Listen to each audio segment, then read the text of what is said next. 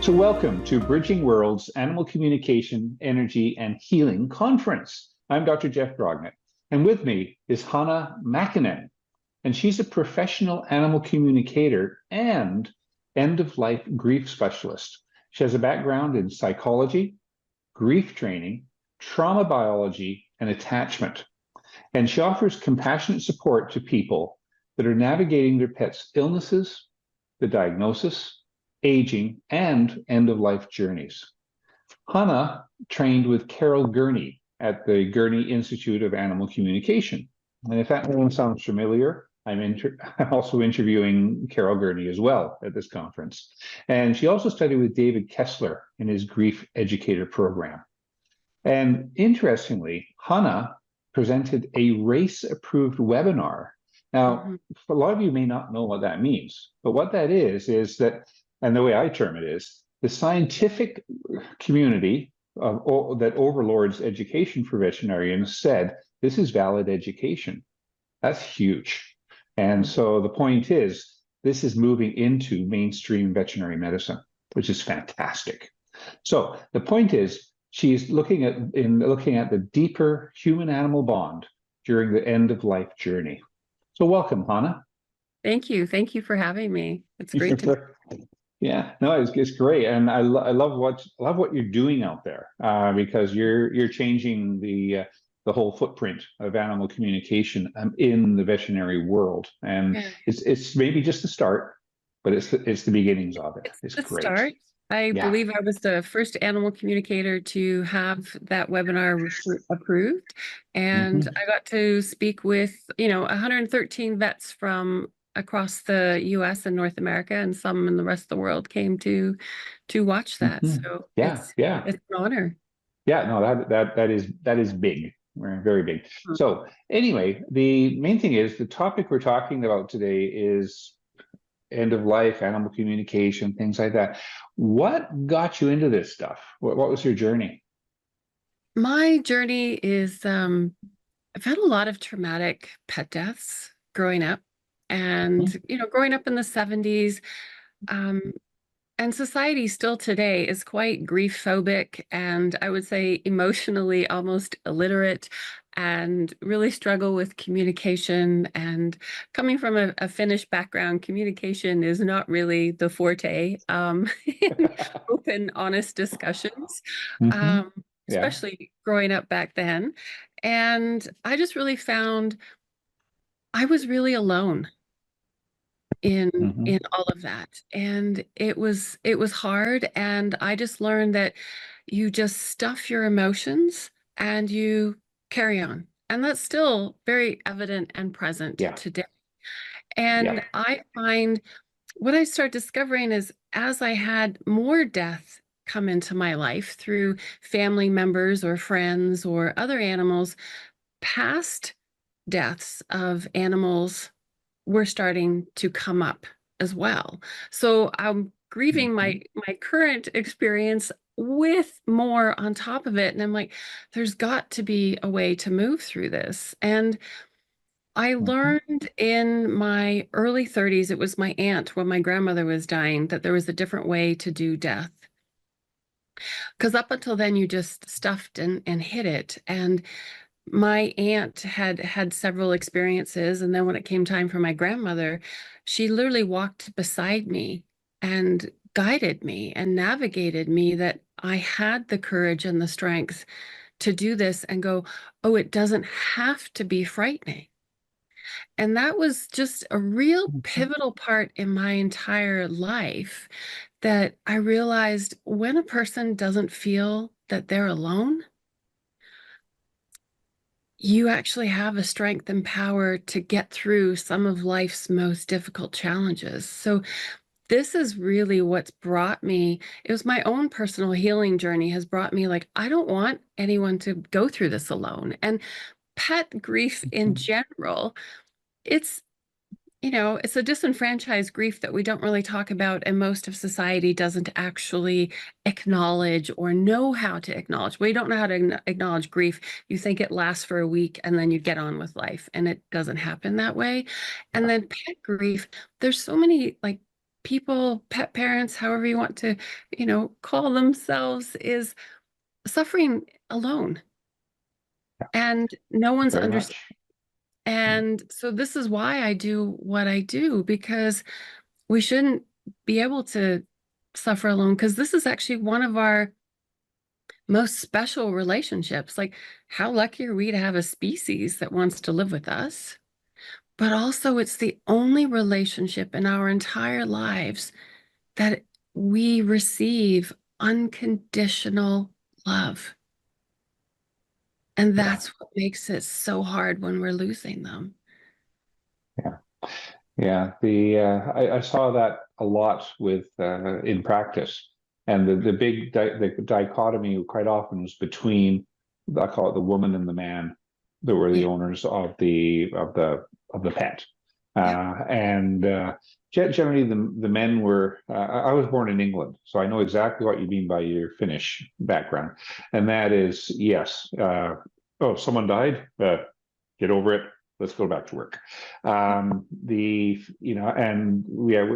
come hopefully past that point, and but the difference in how people handle it, because some of them would just say, yeah, and we don't see, hopefully we don't see much of this now, but what I used to see at the very beginning was people downplaying it entirely, saying, hey, it's just a dog, and Mhm. that Mhm. is something that I think we've graduated a whole lot past that. It probably still exists, but I we're would say nowhere we're near we're what it still was. graduating. I would Graduating. sadly say we're Okay. still graduating. A lot of people who come and work with me have obviously graduated, because that's why they've chosen to work with me. But society in Mhm. general, when I tell them what I do, they're like, "Oh, that's a thing?" Because it's Yeah. easy to start to disassociate and say it's just a dog or just a cat or just a horse or a gerbil, and like, every animal matters, because it doesn't matter the size of the animal, or or the length of time that you've had the relationship. It's the depth of love and how they changed you. Yeah. Yeah. That's what Very, matters. very much so. Yeah, and they have a profound effect on our lives. Probably, They- and a lot now these days, they have a whole lot more effect than other people in our lives. Yes, Yeah, yes. so that's a big thing. And so the thing is, you're looking at the bond between the pet and the person, okay? Mhm. And you, as I mean, you're just from the time that you've been on Earth, you've seen a change in how people are doing this now. Well, Yeah, just, I mean, thinking my own personal journey, like, I came from okay, well, I'm following examples. You just stuff it and continue, but yeah, it comes out later. yeah, yeah. It does. It does. It just hides away, waiting Hmm. for the right moment. Yep. But the thing that we talked about this a little bit earlier, and that is you've got pets, people, and there's a thing called energetic frequencies between the two. Okay, Hmm. so they have a tremendous impact on how these two beings interact. So Hmm. let's get into that a little bit. So basically, if you think about it, we're all energy. We're all energetic beings, and Mhm. we all have our own unique energetic vibration. So we come into the world with our energetic imprint. Our animals come into the world with our energetic imprint. And then our upbringing, our environment, our thoughts, our feelings, our actions, music we listen to, books that we read, movies that we watch, things that we participate, all influence our energy. And our animals, were they born and we got them as a puppy? Did they come to us as a rescue? What life experiences have they gone into?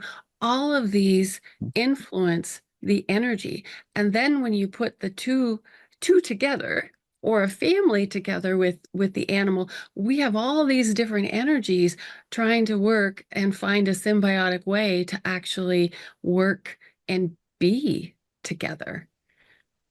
So that's really the big part of energy. I'm just going to share a quick story. When Mhm. that first entered my mind, it was 26 years ago, and it was before I had even heard of animal communication.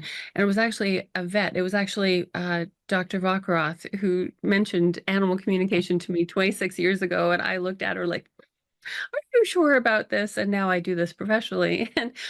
And my first boxer would get colitis. And, she's like, do you ever notice that when you're stressed, her colitis acts up? And so she planted the seed in my brain. Mhm. And I'm like, oh, I'm stressed. Oh gosh, her colitis is acting up. So I've noticed in my practice, and I also notice this with myself, that I don't want her to suffer. So I will do whatever it takes to make myself deal with my stress better so she will be better. And That's so good. that brought me to yoga and all these other things to like just ground and just do better self-care. And her colitis went into remission. And it was I complete like that. that's the energy right there. So that was the first seed that she planted. And I'm like, huh, okay. So I've just noticed every relationship with every animal since, what's going on and like, oh, what are they doing? But that's my check-in cue. Where am I at?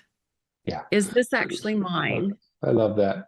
The dog gets diarrhea and you go, "What's my problem today?" Yes, basically. Yeah. It's a similar line. So often we would have a dog or a cat in Hmm. that's sore on their left hind leg. And then you Hmm. find out that the owner's got a sore knee. Uh-huh. It's like, okay, you guys, you're a team, right? Yeah. Like they're both Yep. bouncing that off each other, Yeah. and so the energy's flowing. I mean, and it's obviously it's in when we have an illness that is spreading to our dog, it's a detriment to them, obviously. But Yeah. the point is, we have this energy going back and forth, and the other side is, and people can realize this one easily when you go out with your dog and they're just there and you know what you'll if you have a dog you know this the dog's there having fun, right? Mhm. Grabbing a ball, getting a stick, chasing a bird, whatever it is, they're just there for the moment and having a real good time. Mhm. And when you see that, you smile, Yep. You can't help right? but so this is the thing, like with animals that I communicate with, so many, one of their favorite things is to hear us laugh. So many of them want to bring us joy. Yeah. And there's some animals like every animal has a job description, and some of them are specifically, I'm the clown, and they will go and do some type of antic to make the person laugh. And that's their way of helping you to shift your energy and get out of the state that you're in. Because Hmm. so many of them just want to bring you joy. And it's such a mutual relationship. You're like, how you said it's a detriment to your animal. Well, in communicating with them, they wouldn't have it any other way because they really want us to be our best, that they just have this natural way of just like, okay, well, let me take this on for you and lighten your load. And they just intuitively and instinctively want to do that for us. Yeah.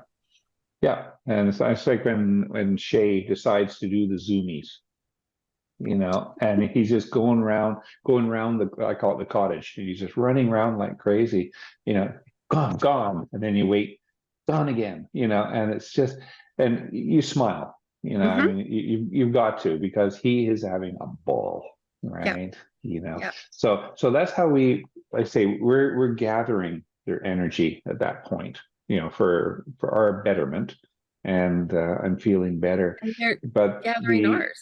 yeah, and then they reflect back on us smiling at them as they run by, and we Hmm. we, we usually get into it. Oh yeah, let's go, Yep. and Yep. so yeah, but that energetic, you've got this energetic balance between us, okay, and So definitely that has its bearing on how we're feeling and how they're feeling, right? Yeah. Well, that's the other thing I want to touch on is like energy isn't something that we just, oh, we get to this plate and we're balanced. And now I'm going to stay balanced all the time. Energy is literally, I always think of it as the ocean. It ebbs and it flows because it's supposed to ebb and flow. Hmm. It's dynamic. It's a living energy itself is a living entity or being, if I would call it that way, because it moves and flows. And I also equate it, as another metaphor as weather. We can't have a sunny day every day, but when the sun comes out, we're sure happy. And our energy is doing the same thing. And the energy in our relationship with our pet is the same part because in a challenging time, our energy will kind of wane and go down. So it's like, how are we going to work on bringing that back up? But also accept the up that it comes to as, this is the level that it's at, but it can still be like really precious and fill a person with a lot of love. Yeah, yeah. But there's ways that we can affect that, or our energies, to change that balance. Yeah, And and as an animal communicator, I think you really get a good tone on what's going on with that, don't you? yeah, yeah, yeah. Yeah. Yeah, because sometimes when I'm checking in with animals, like I check in with them, I'm a person who's very kinesthetic and visual, so I get quick Hmm. images, but I also feel an animal's body in my body. And they also share their physical sensations with me that I'll be able to feel, Hmm. and also their emotions. And sometimes when it comes to emotions, I'm like, I'm not really getting a clear reading on this. So that's usually my clue. Okay, it's something in the household. Is it with their person or another family member that they're holding on to some energy for some of the behavior or physical ailments that they're going through? Mm. So they're a little bit muddled by the person's energy. Is that what's going on? Yeah, I kind of get like what I call back in the day, totally dating myself back in the day, when the TV would go off at a certain time and you'd have the static at night because they're, didn't go 24 hours a day.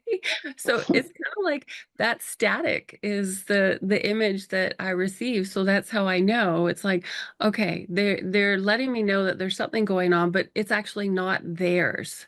It's influencing them, but Mhm. it's actually not theirs. And then animals are very clear when it is their emotion.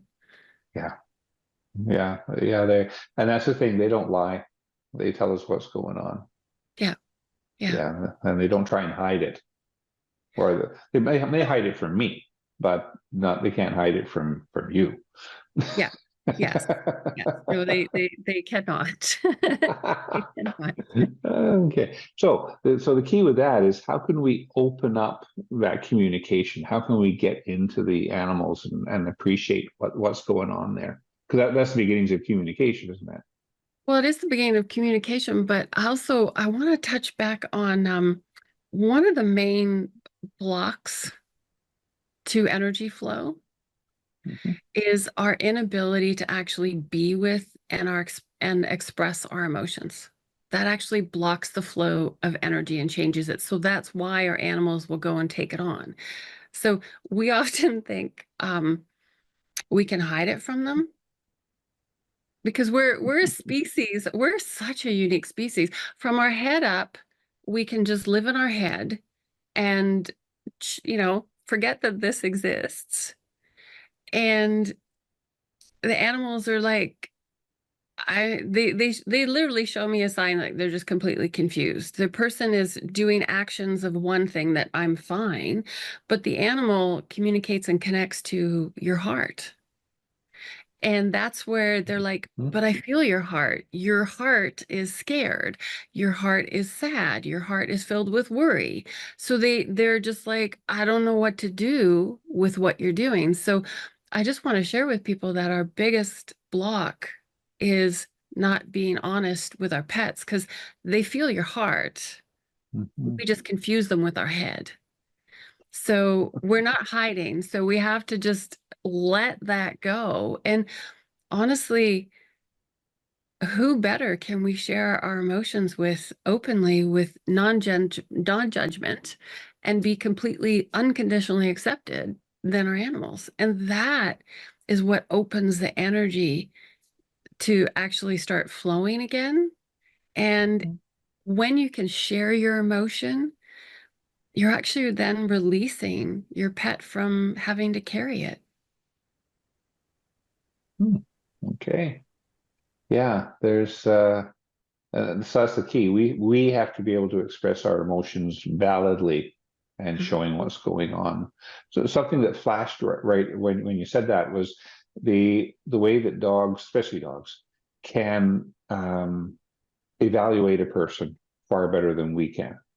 Mm-hmm. And that is, you can be walking down the street, with your dog, and they will look at somebody and go, "Hey, that's my friend. I want to go play with them. I want to jump all over them, get my muddy feet on their Yeah. white pants." And but the other side is, I've seen this with Shay, especially when he was a puppy, and that is, we'd be going along, and all of a sudden, that person's going to kill me, Dad, and then he's hiding behind me. It's Mm-hmm. like, what's going on? And as we get closer, then I can start appreciating that, yeah, that's sort of a shady character, just the way he's moving and what his energy is. All right. Mm-hmm. And you're going, "Hey, thanks for the heads up, buddy." You know, it's one of Mm-hmm. those things.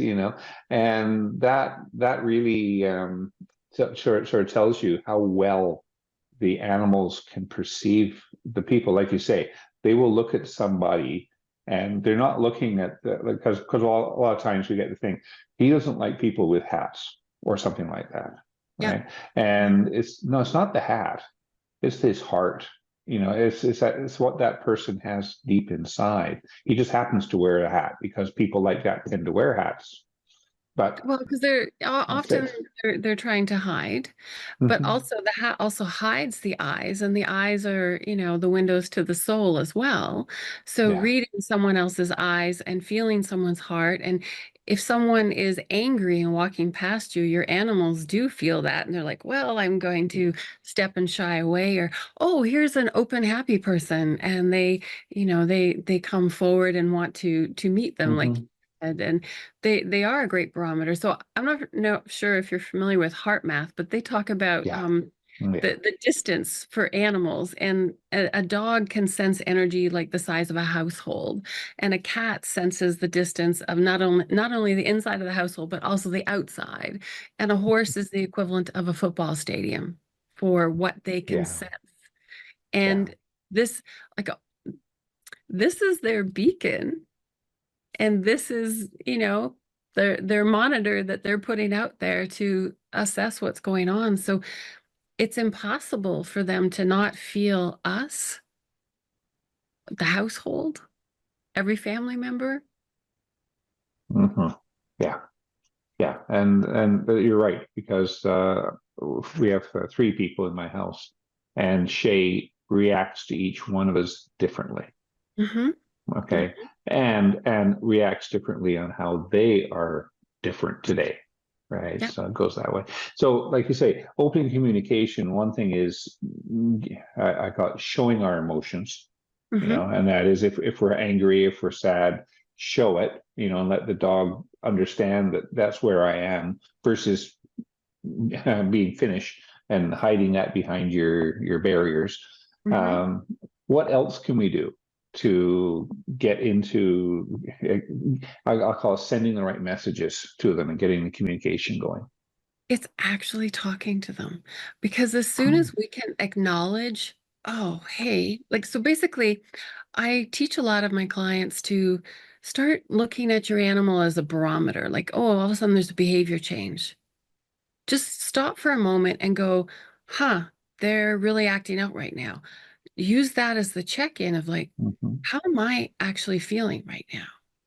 Can I put words to this? Can I name this emotion?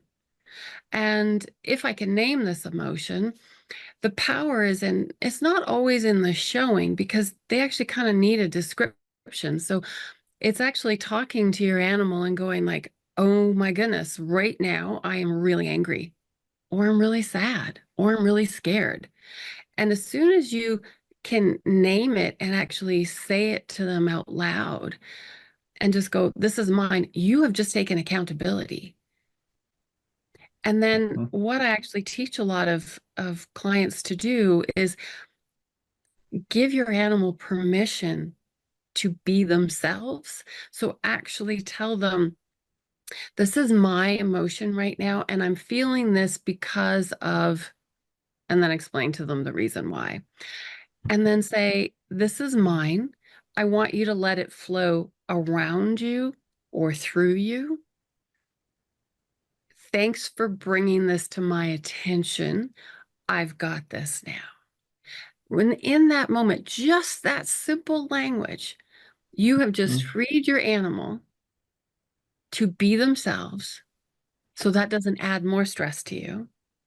And you've taken accountability that the shift in energy is now back to being open. And unconditionally, they're going to accept you in the state that you're in. Mhm. But you've taken the responsibility and accountability for how you're feeling and given them permission to just freely be themselves.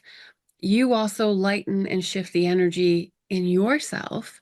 So you just lighten the load because you've named it. So you've dissipated the power of your emotion in that house and you've opened up your energy.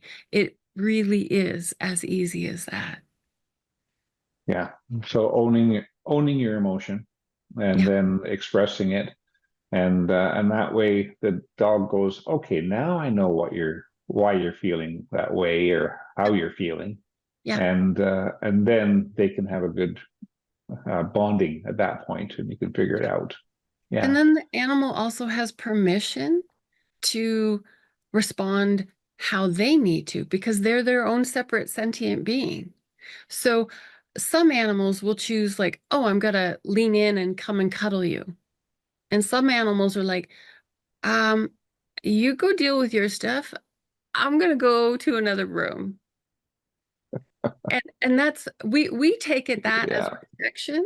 It's not rejection. The animal is just that just speaks of a really confident animal to go like, hey, you've got your stuff, you deal with it. I'm just gonna be over here, and when you've worked through it, let's go hang out again. But we take it as a personal thing, like, oh, they just left us. And it's like, no, no, they're taking care of themselves because that's also showing you they want you to take care of yourself. Yeah. Yeah. The we see that with Shay, and that is in the evening, all of a sudden it's, where's he gone? He goes into stealth mode. He'll just get up and go, and then, oh yeah, he's in the bedroom, on his bed waiting. It's like, oh, okay. Oh, I guess it's bedtime. And that's what he does, right? And yeah, and he's really funny because if we're happy and making sound, he's all over us. Hmm. If Hmm. we're hugging each other, he's all over us. Like, I'm going to join you, right? Meanwhile, if our voices are raised, and especially if we're on the phone, and Yep. it's just, and all he's hearing is me, Yep. he's out of here. So he's very reflective on what's Yep. going on, Yep. right? Yep. So But he's yeah, also taking care of himself and what he needs in that moment. Like we yeah. have introverted and extroverted people. Well, we have introverted and extroverted animals. We have confident animals. We have insecure animals. And it just depends Hmm. where they are at and how they need to respond. Because really, I mean, that all boils down to where not only energy wise, but where is each of our nervous systems, including our animal's nervous system, and how can we best take care of our nervous system to keep us balanced? And our animals do the exact same thing. Yeah, exactly. Yeah, Yeah. that's a great way to do that. Yeah. So these we have these emotional journeys, and that is Mhm. we have our emotions going up and down, and then we look at our dog or a cat, and they're more dogs. Cats hide it. But the point is their emotions are going up and down. And you can tell when they're stressed and when they're not, Yep. and like you say, quite often it is a reflection of where we're starting, and they're just bringing it back to us. But if we want to help our pets out, what tips have you got for that? It's really knowing that the relationship that you have is a mutual relationship, and Mhm. mutual in the fact that they want to support you, you want to support them. And your relationship, anything that happens in it, it's not happening to your animal, it's not Mhm. happening to you, it's happening with them. Okay. So if we can just have that switch in our thinking, and I'm just thinking like when it comes to challenging times, like, you've had a new diagnosis or an illness or you're facing their end of life journey, this is now a journey with them.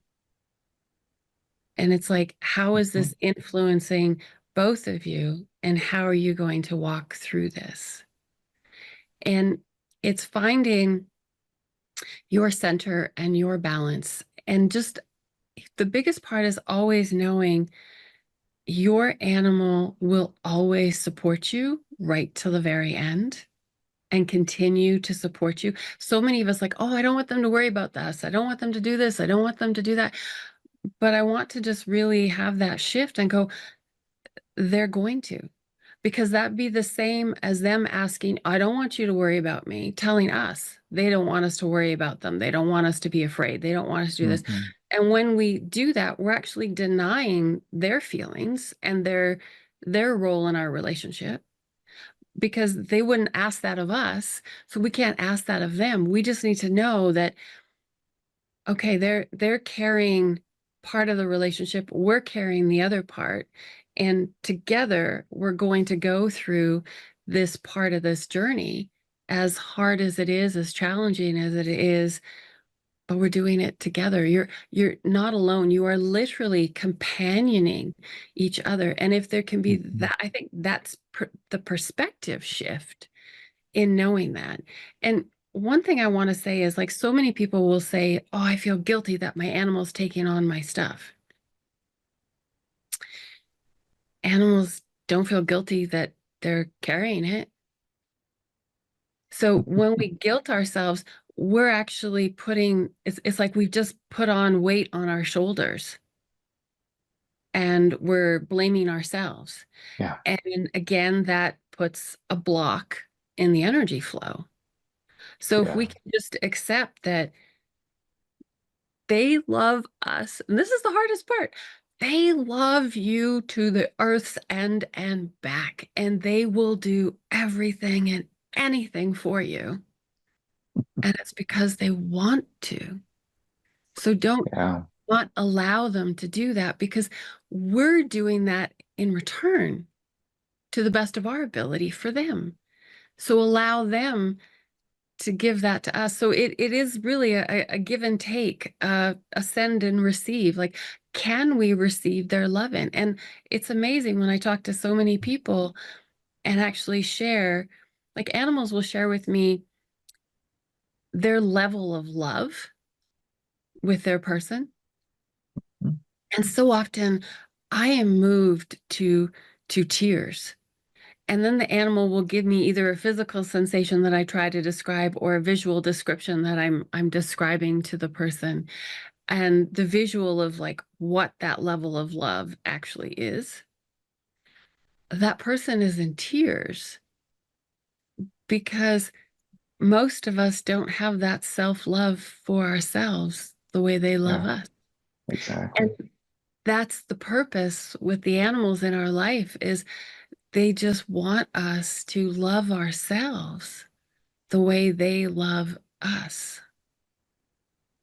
So Yeah. our role is, can we let our guard down and truly let their love in while we give them our love? Can we allow ourselves to receive it? And this is the big Yeah. perspective shift that I want people to really grasp or just plant the seed that it is this deep. I would even venture to say, like, we have a species that wants to live with us. Like, That just like really think about that. Like that's Versus us saying, I own that dog. correct. Yeah. Yeah. It's a huge, in other words, I have dominion over them, so therefore they have to be with me. So it's I've generated this, but it's not. It's not that at They all. generated it. Yeah. Yeah. You are two sentient beings on an equal plane, here for the Mhm. betterment of each other and to learn in your relationship. Yeah. And this is what you carry with you when you walk the end of life journey with them. Mhm. Yeah. Yeah. I was thinking with when we try and call it belittle their feelings and Mhm. say, hey, you don't need to worry about me. Yes, I've got cancer. I'm going to be dying in the next few months, but don't worry about me, which is a lot of people do, right? Mhm. And when we do that, we're going back to the old thing that we started all this with, and that is get over it. We're negating their feelings entirely, Yeah, right? And they want to support, they do. but we're That not is letting them. our sole purpose is to support each other, Yeah. them as much as us and us as much as them.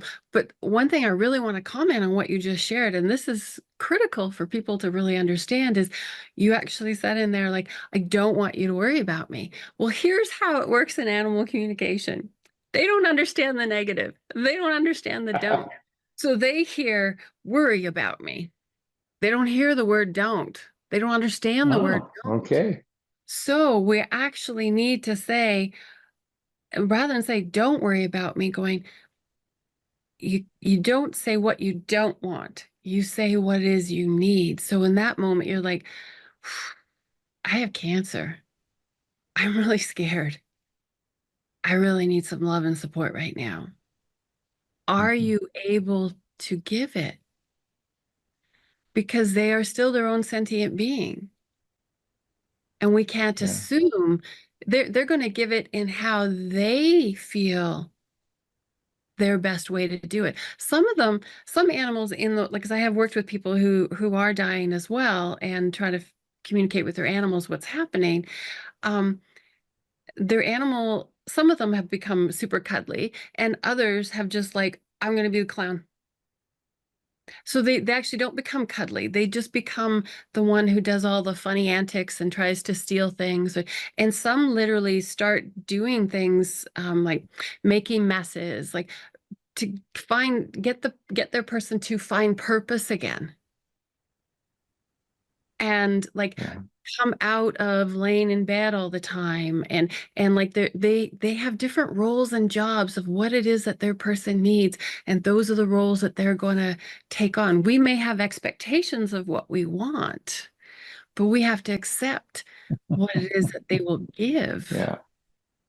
And Yeah. that's hard because we want more from them.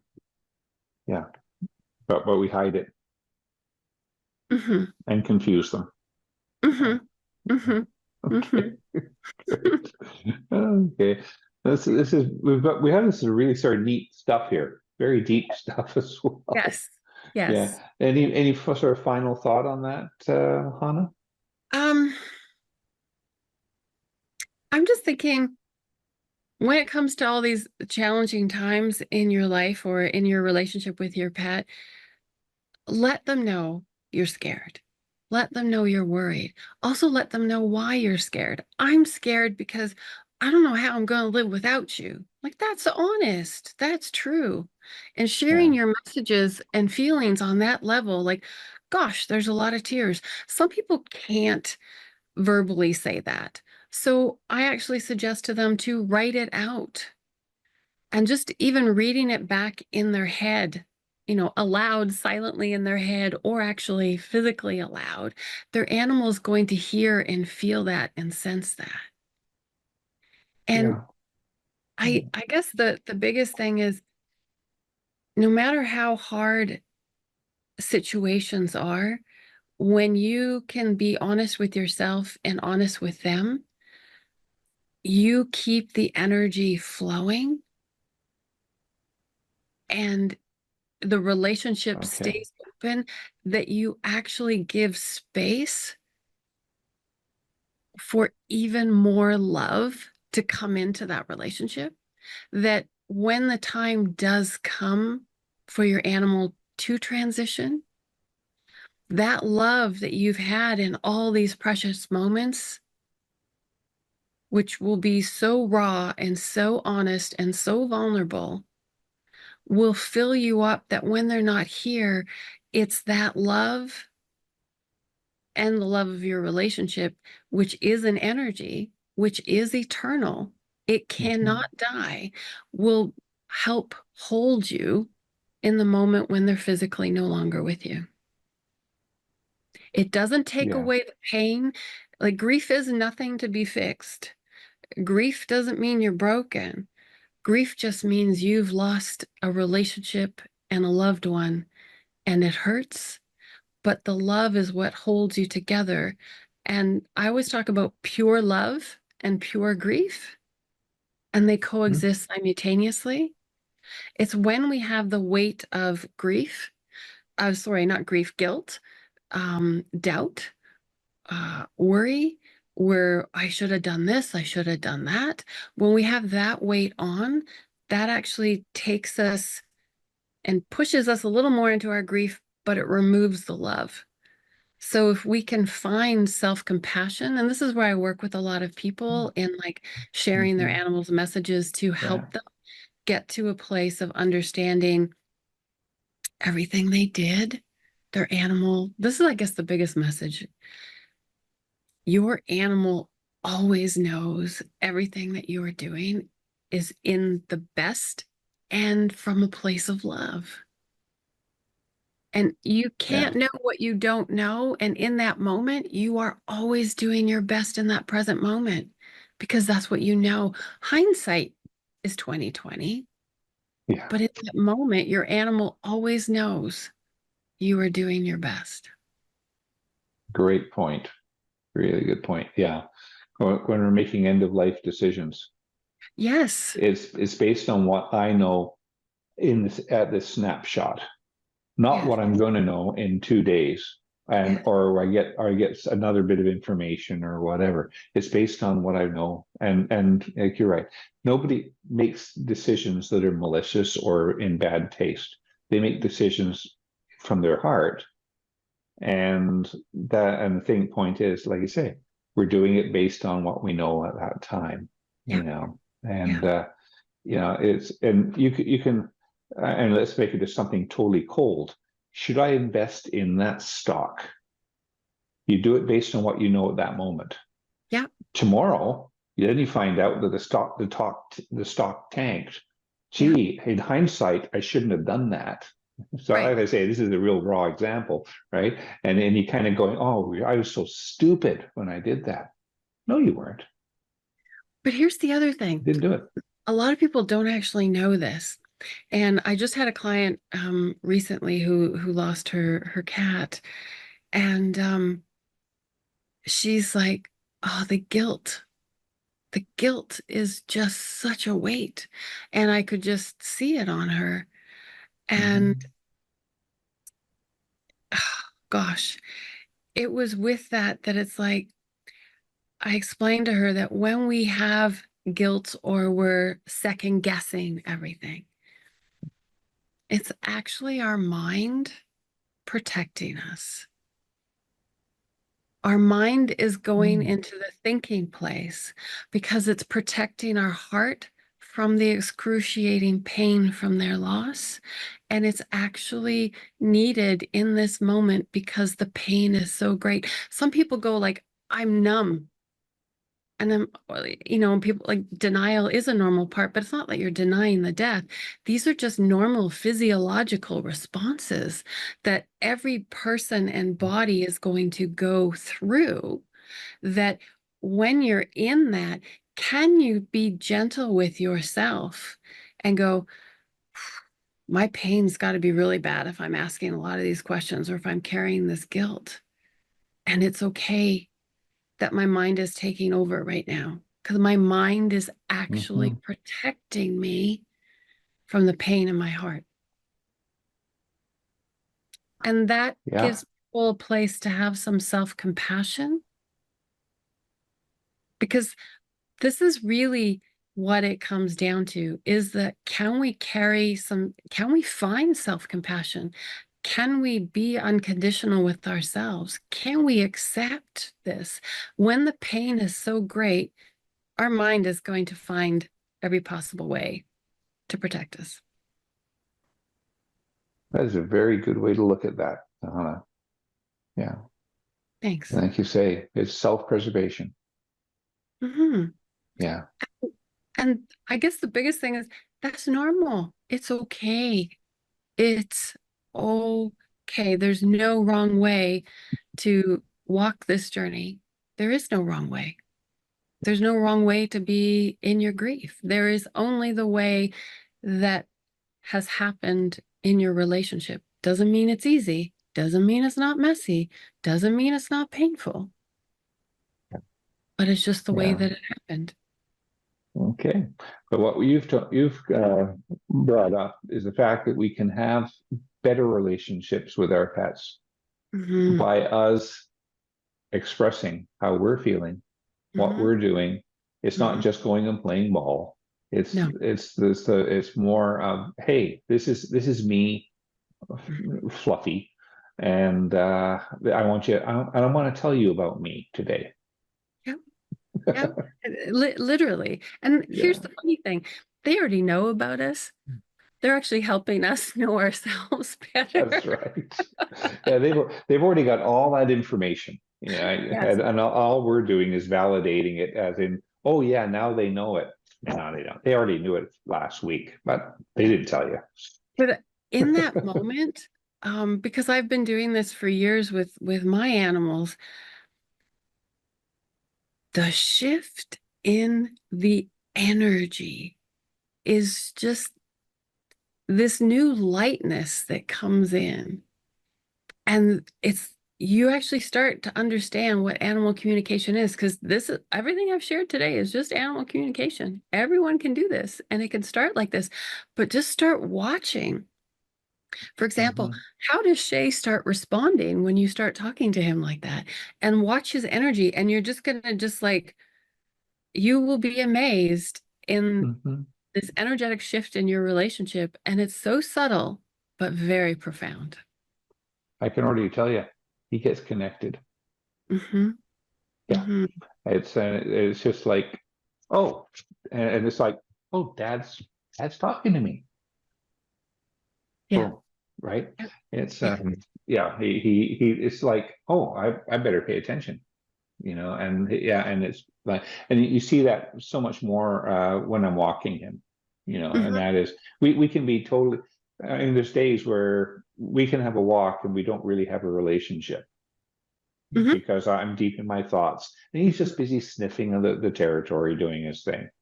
Other days he's with me. Yeah. But that'll Okay. be the day that I would ask you that you are with him. Yes, exactly. Yeah. Yeah. That's the whole point. When I see Yeah. people going down the street, With the phone? walking their dog. Yes. Or at the dog park, standing with all their friends. I'm like, okay, how fun Yeah, is that? it's just like, oh It's not a duty. An animal in our life is not a duty or an obligation. It's a privilege and a blessing. yeah, that's very good. Okay, that's some great words to ring on and stay with. Okay, so this has been fascinating, Hannah. It's been great. Great. And so and so to expand on this, you've Yes. got something that people can get that will help them in this relationship. Yes. So basically, I've created a PDF on your energetic bond and just little steps in how to be with them a little bit better, just to kind of complement what we've done here in this interview. And also, I have prepared a meditation, because a lot of times when there's an illness, a diagnosis, or aging, or we're dealing with anticipatory grief as we're walking into the end of life journey, and just life in general, there's a lot of overwhelm that people feel. So I've created a little description of overwhelm in regards to how it can help people. And I've created a meditation to help people so they can actually be with their animal and help to come out of the meditation with less overwhelm and more sense of presence and a greater sense of love in the relationship to, okay, let's take the next step forward. Yeah, I think we collectively are in an overwhelmed situation, and people are really struggling with that. Yeah. So that's a great way to start. Let's just clear the mind, and let's just focus on things. Right? And one thing I want to say with overwhelm, and again, it's just like energy, it's dynamic. So we need to being present doesn't mean like, oh, I'm present and I'm going to be present for 24 hours a day. It means within 24 hours, if I came back to presence 3 times, 2 times, 10 times, once an hour, that's great. It's presence is when you're aware that you're not and you're coming back. And overwhelm is you realize you're in overwhelm and it's like, oof, what am I going to do to come back to being present? And can I be present in my overwhelm? And can I come back and be okay with it? Yeah. Or like you say 2 or 3 times a day. 3 times today, I'm going to have a connection with my puppy. Oh, it's not the quantity, it's the quality. So sometimes I have 30 seconds to a minute when I'm walking past one of my animals to go to the kitchen or something. I stop. They have my full 100% undivided attention in that moment. And I look at it as like, we charge our phones all the day, or we charge all of our electronics. You and your pet, go for it, go charge yourselves, plug into each other as you walk past them. Just plug in, charge your battery. Great. You're charging theirs too. Great idea. Okay.